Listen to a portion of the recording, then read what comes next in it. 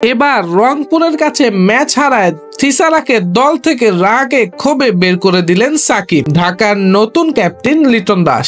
বিস্তারিত প্রতিবেদনে। গত দিনের প্রথম ম্যাচে বড় লক্ষ্য তাড়া করে জিতেছিল ফরচুন বরিশাল, তাই দ্বিতীয় ম্যাচে রংপুর রাইডার্স 191 রান করলেও ম্যাচ থেকে ছিটকে যায়নি ঢাকা ক্যাপিটালস।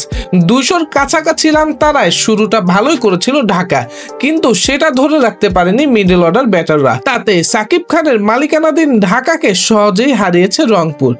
মিরপুরের টসে হেরে আগে ব্যাট করতে নেমে নির্ধারিত 20 ওভারে 6 উইকেট হারিয়ে 191 রান সংগ্রহ করে রংপুর।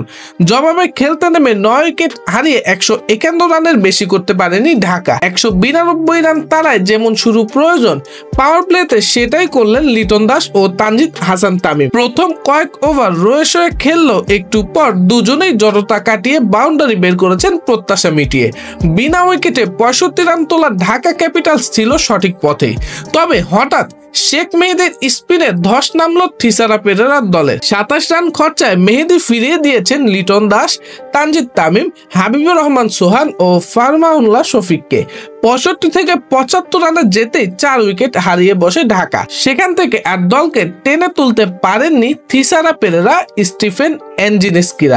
ভালো শুরুর পরেও মাঝের ব্যাটিং ধসে 20 ওভার শেষে 9 উইকেট হারিয়ে 151 রানে থামে তারা। এদিক দিয়ে থিসারা পেরেরার ক্যাপ্টেন্সি হয়েছিল খুব বাজে, তা নিয়ে করেছেন সবাই মন্তব্য। সবার মন্তব্য জেরে সাকিব খান থিসারা পেরেরাকে দল থেকে বাদ করে দিয়েছেন। ঢাকার নতুন ক্যাপ্টেন হবে আগামী ম্যাচ থেকে লিটন দাস। সুপ্রিয় দর্শক, সাকিব খানের এই ডিসিশনটি আপনারা কিভাবে দেখছেন তা অবশ্যই কমেন্ট করে জানাতে ভুলবেন না।